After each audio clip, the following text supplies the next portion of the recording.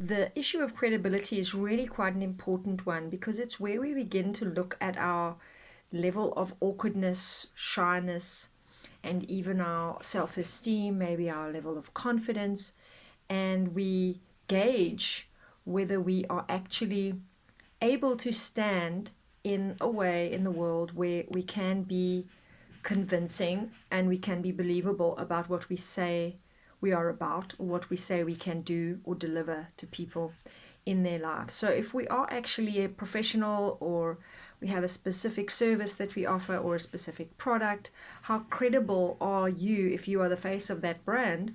And or how credible are you even if you are behind the brand as somebody who has developed this product, and or someone who is then giving this service?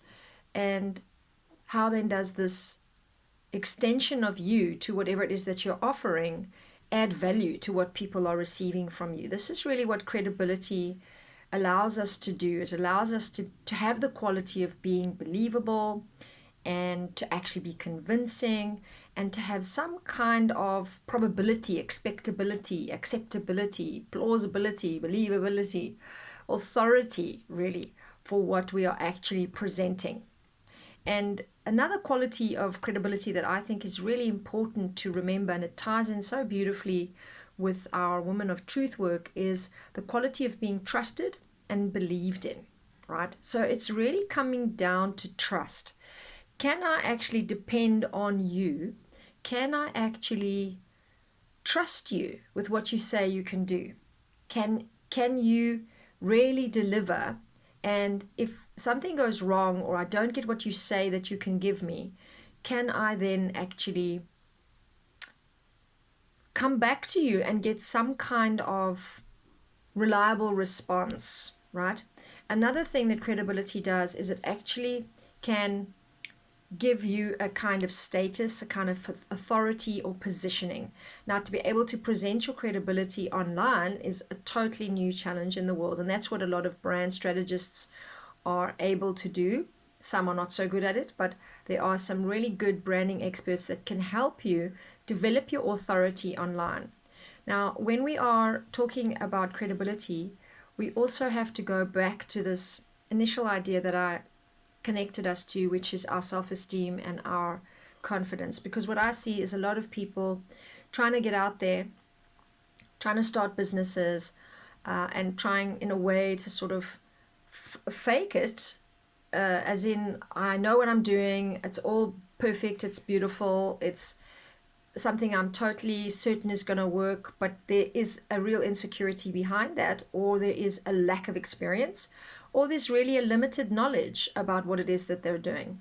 Now, how long is a piece of string? How much is enough knowledge? There isn't really an answer to that, and this is where it does become a little bit tricky, because you yourself will have to decide how much experience you have and how you present yourself out there in accordance with that. So for me, it comes back down then to alignment, really being honest and authentic, genuine about where you really find yourself in your level of experience with the expertise you have or the speciality you have. You have to be really honest about that, especially if you're going to become what nowadays looks like the big trend, a coach, because everybody's putting themselves out there as a coach, and some are putting themselves out there as consultants. And you have to have a certain amount of credibility to do any kind of service-based business, meaning that you need to have some kind of way of repeating results. And to me, that means that you have experience, and only after a long stretch of time can you then call that expertise.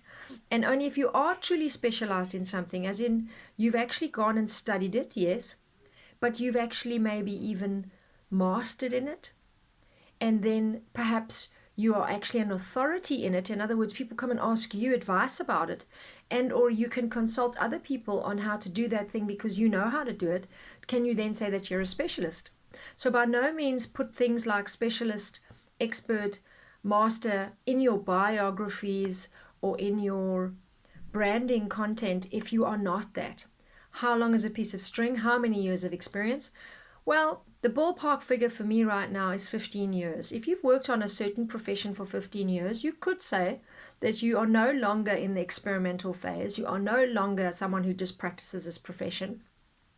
You've actually done it for 10 years or more. You've learned a few things in 10 years. And so you might even start referring to yourself then as a true professional, an expert in some cases. You could say that you are an expert, and then you continue to deepen your knowledge and skills. If you are definitely doing that, it's really okay to then say that you're an expert. If you are past 20 years of experience in a profession, or even 30 years of experience in a profession, you are certainly an expert. You are considered an authority in that field. Now, we're going to go into some breakdown about what is credibility and how do you get it. How do you build it? And I'm going to actually put a post up in the group and on this video where you will get the chance to see 3 ways to develop your credibility and to build credibility at work. And it's a great article written by Forbes. Gives you some really nice pointers on how to actually just think a little bit more broadly about this subject and how to maximize it when you're in your workspace. The really important part of credibility is also how we can have it at work. We can have it when we set up a new team. We need to be able to earn respect sometimes when we are in new spaces. So you might have to prove yourself, even if you do have the expertise, knowledge, and experience. Your credibility comes when people start to respect you. So at times you have to reboot your credibility. And of course, you'll know that it's part of this 4-step formula that I talk about. The first one we discussed was capacity, and the second one was visibility. We have credibility, and then the last one that I'll be talking about is integrity, which ties in very closely with credibility, because you can have credibility and integrity coming together to really support you to be someone who is really reliable and really authentic, someone that people can really believe in, and someone that people trust. So this is really all about being true. So woman of truth, being truthful, being in integrity, but anybody can use this formula and really gain a certain amount of real, authentic power from having a credible way of working and being able to be aligned in how you put yourself out there and what you end up doing. Now, we talked about trustworthiness as one of the key concepts to be trusted and believed in. And I want to now go into a little bit more about how you can become a credible person when you are speaking. There's a lot of opportunities to actually present your work when you are speaking to other people, and you can even sell your products, your offers, when you are out there as a speaker. And so a lot of people are on the stage, they are thinking of presenting their work to an audience that maybe doesn't know them at all. And so in this kind of situation, you need to be able to present your credibility in your speaking.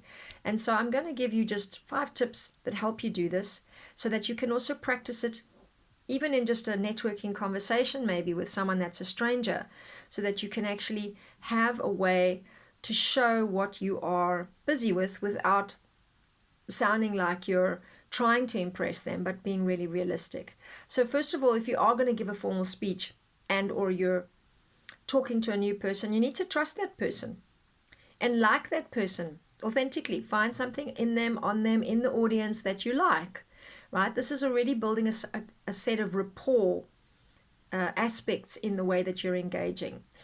And you want to have the best for the person that you're speaking to, genuinely care about what they need. If you're speaking to an audience, consider what is the best for this audience, and see if you can also think of your speech or your presentation as a way of benefiting them. So if you're going to be networking at some conference, think of what you're saying to this person as a way of helping them. How can you actually use your professional speech, if it's in front of many people, to help these people, and be conscious of that, mindful of that when you're speaking.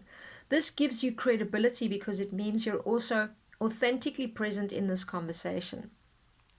Align with their values. Listen to what they're saying to you about what's important to them, what they're really looking for, what they value more than other things. See where it matches up with your values and try to share and offer your meeting point for that. How do you understand the importance of this thing that they say is very important for them? Then you also want to use a certain amount of evidence in your background, in your story, to present to them that you know they would find credible, because they've just told you a little bit about what's important to them in the conversation. And or if you're presenting at a speech, you find out ahead of time who is actually in the audience, what do they value most, what kind of background are they in. I always ask for a demographic on who I'm speaking to, like where are these people coming from, where do they work, what areas are they living in, what's important to them. And then you need to become the embodiment of your message. And this is really where the full power hits, because when you can start to be really someone who is walking the talk, you are sitting with one of the most reliable forms of power that there is, right? This authenticity and being genuine and being aligned with what you think, you say, you do, is something you can transmit when you are communicating. So don't talk about stuff that you don't know anything about. Don't talk about stuff that you don't know much about. If you are trying to present something you think or something you don't know a lot about, and you want to wonder about it in the conversation and you want to share with this person that you are wondering about it, ask them what they think. Don't pretend to actually have the answer if you don't have it. So this is what we mean by embodiment of your message. And for women, it's becoming even more important to try and master this embodiment, because we have an incredible capacity for it as women. We can do great things with our ability to implement our knowledge, our wisdom, once we have it in the body. Yeah. So we talk a lot about how to embody wisdom as women and how to feel into our intuition in order to offer something, say something, decide something, guide our life somewhere. We follow our intuition, and this is because we can embody the information and it comes through the body, meaning that we don't just use our heads and we don't just think and put things out in an analytical way. We're actually sensing and feeling, maybe sometimes waiting, maybe sometimes pregnant with an idea, and this gives a sense of embodiment. So when we speak about embodying your message, it means become aligned with what it is that you say you do. So if you're a health coach, you got to quit smoking, even socially. Even let's say even you don't, be honest about that. Speak about that as how you are yourself realizing this part of the human personality that sabotages health, and try and help your clients understand how they themselves can get a better grip on that. So you need to be credible. You need to know, though, doing that, you are going to drop your credibility, but it's a hell of a lot better, or a step above, pretending that you don't smoke, right? If you are in parenting as a consultant, or you're a business consultant, you need to get your life in check. So you need to be talking also from your personal experience, but really having some knowledge about parenting skills, some parenting psychology, knowing that you've studied that on some level gives you greater credibility. So the world of coaching, you might know from me speaking about this in many different ways before, is sometimes promoting the idea that you take your personal experience and then you implement a service and you offer people coaching based on the fact that you've had a breakthrough. Well, I don't think that's enough, personally. I don't think it gives you enough credibility. I think you need to go and study also breakthroughs for many other people, so that you're not biasedly every time assuming that everyone's going to walk the same journey that you have, because that's not really what happens. And if you study enough, you'll see that that's not what happens. And that's the whole field of human behavioral science, for example, that goes on and on and on about researching samples of people across cultures in order to find what is the trend that is a reliable behavior that you can expect from certain people. So if you've had a breakthrough around a disease, let's say, and you learned XYZ, you might be able to think easily that you can help anybody that has a disease, but it may turn out in 10 years' time that you are just projecting what you learned onto all these other people. So you have what we call a subjective bias that you are coaching people with, that you're very unconscious about, but because you like the authority and the presentability and coming across as someone who's a coach and who can do this, it's very hard for you to even accept that. I've met many coaches who really struggle to accept their limitations. They want to be competing with all the others. They want to believe that they can do it as well as anyone else, and very often they may not study at a deeper level human behavioral science. So they genuinely do believe that with their own personal experience and breakthrough, that they can be a great source of help and inspiration for everybody. And I think that's true to some point, but this is what credibility is about, is learning up to what point are you really credible? Up to what point are your results really reliable on all the lives of others? You need to be very clear who you're going to be working with and be very credible for that person to trust in you. They need to know that you have done enough homework and that you also have had your personal experience, great, and that you inspire them through that, absolutely. But if you're going to deliver certain results and you're promising those results, you have to know that you have been able to do that before. Otherwise, don't promise those results. Be honest and authentic and credible, at least enough to say, I'm exploring this terrain with you. It's a new area for me, but I know I've had some great results with people in these other areas. So let's see where we can go with you, because I'm pretty sure there's something great I can contribute. That would be very, very credible, right? So we also have credibility in our personal lives. We have credibility at work, as I mentioned, where I'll share this article with you. And then we also have credibility when we're giving a speech. And I'm going to recap those for you. It was about trusting your audience, really liking them, your networking partner at a conference event, knowing what's best for somebody else, thinking about that, and then being able to think of your speech or presentation or what you're saying to someone as something that's helpful for them. Then you want to align with the values of the person and or the audience. You want to use evidence in your speech and in your discussion, in your conversation, that you know your audience finds credible. So don't talk about something that doesn't have enough merit or enough weight. For example, it's a bit pointless. So if you're talking to a whole group of people that work at Shell, for example, you are going to talk about a certain study, let's say on performance or on productivity, and then you want to use a credible resource because you know these people are a certain kind of audience. They have a certain kind of expectation in the presentations they have. If you present research to them, it can't be something you just read in the newspaper and you deliver it to them. Maybe it has to be a bit more credible, and you know that they would respect that more, so then you present that. Let's say you go to a group of mothers at the PTA school. Same might apply, might be useful to use that research, but maybe there you could also talk about other aspects of evidence, like what you heard many mothers say at the last mothers meeting, that maybe adds credibility to what you're sharing. So it doesn't have to be the same level of evidence. Yeah, it changes according to the audience you're speaking to.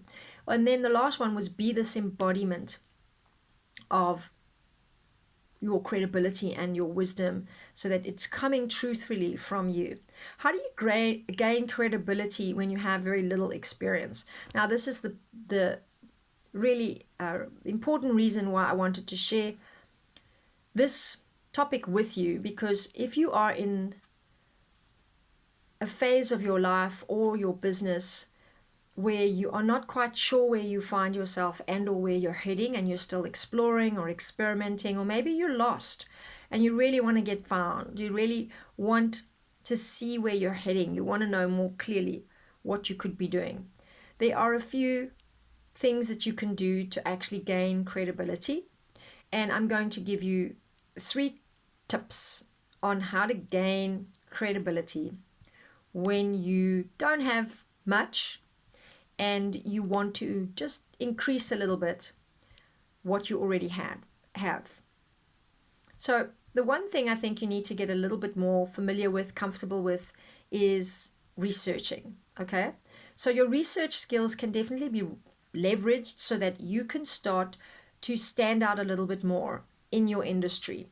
Maybe you are someone who can actually do article writing based on some of the research that you are reading. You could write something on your blog about the research that you've been doing. You can also maybe do little summations, have little summaries in a little book where you could add them to some of your posts.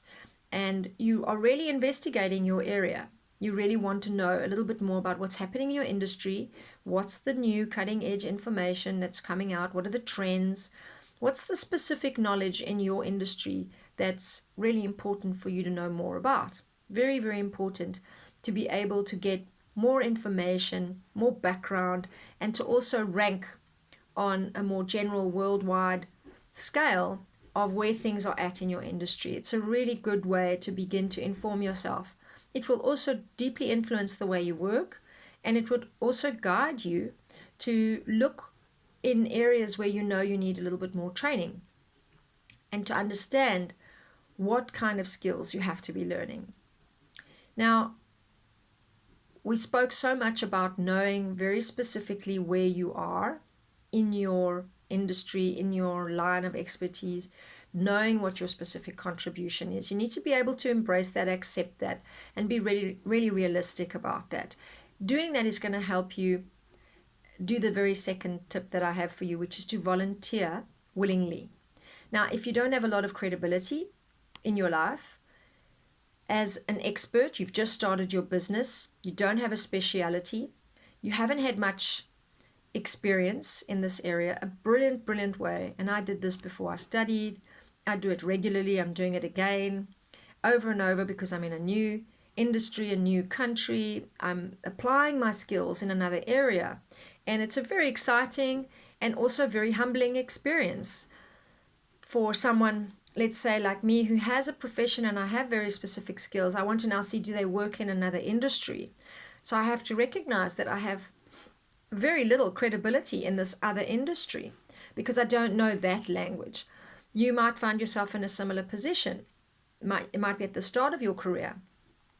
So you don't have a lot of skills or experience that you've now applied in the industry that you're in. So the brilliant thing to do is to volunteer willingly. And I recommend you doing this across the board, but be careful if you're a people pleaser or if you like to support people a lot. You need to be careful that you have some limit and some boundaries, that you don't just end up volunteering all the time and that it overrides other things that you need to be doing, because for women sometimes that can happen quite naturally. They end up being quite self-sacrificing and giving a lot of their time away and just giving because it makes them feel good, and they're in service and they love being in service and they love being part of a community. So then they keep giving. That's fine, but make sure that it's balancing very well with your own personal needs. Don't underestimate, however, the power of doing this kind of grit, this determination, this willingness to take on assignments without getting paid, because it gives you a great opportunity to meet people, to be humbled in your ego so that you're learning much more and you're not putting yourself in some kind of authority position. You don't have to deliver results as an expert or somebody who has to actually bring very specific results. You actually have the opportunity to learn and to be part of something and to really be contributing. And this contribution you keep giving is often very valued because people have a lot of respect for people that actually volunteer, right? And you get chances to meet people that you might never ever have the chance to meet if you didn't take this opportunity. That's why I recommend you even do some research on where should you volunteer. What kind of experience do you really think would benefit your industry? And if you're going to take on a project, you need to assume, of course, that you have some of the skills to deliver for that project, but you really are in a situation where you can now prove yourself, learn as you're going along, and start taking advantage so that you can make a quick impression as a reliable and hard worker.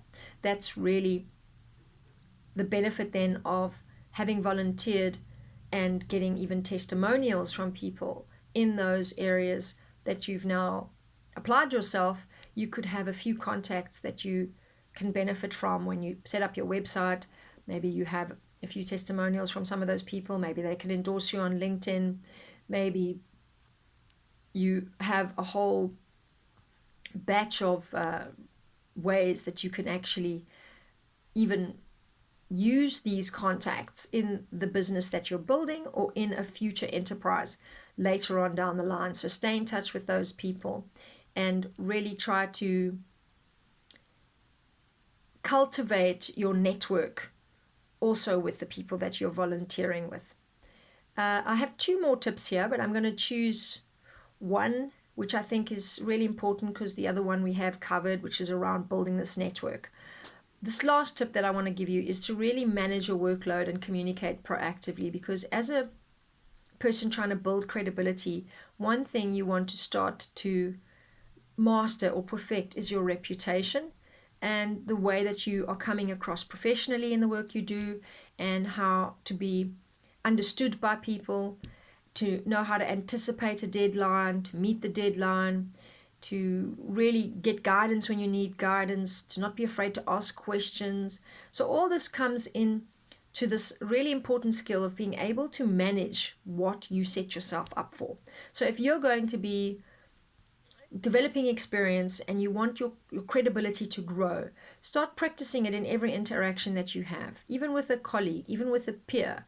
They are people that can endorse you, that can refer business to you. They are people that can actually set you up to go and speak somewhere. They can refer you to an event. And so you need to have a really proactive, strong communication style. You need to be working on your credibility right there and then. So start with wherever you are now.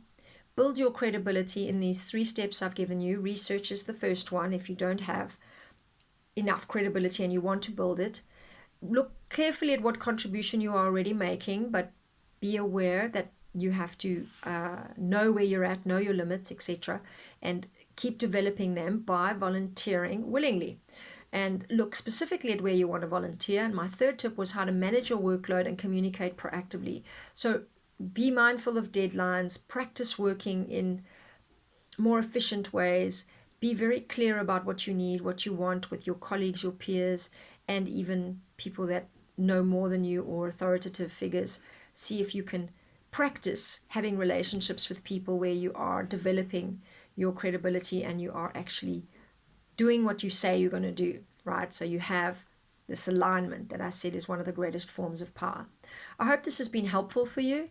I know that for a lot of people it's often confusing how much credibility is enough credibility, and I hope from today you've understood that really it is up to you, but as much as you decide about this, other people are also deciding about it, and that's why it's quite important for you to, at the basic level, to be really honest about where you are, where you find yourself, how much study you've done, and how much experience you've had. For me, they come into 3 categories. It's personal experience, which I call life experience. It's knowledge, and then it's experience. These 3 things give you credibility. So you can't jump one of them and just assume that it doesn't matter. It does matter. And if you have jumped one of them, that's fine. Just say that you have, or say that you don't have it, so that you are still authentic and genuine and aligned. Thank you so much, and I want to leave you with that last thought about embody your wisdom. Thanks so much for watching, everybody. I'm going to catch you next Sunday, where I talk about the last concept in the 4-step formula, which is integrity. I look forward. Lots of love. Keep commenting in the group. We've got some great things happening, and I will be really happy to see you soon.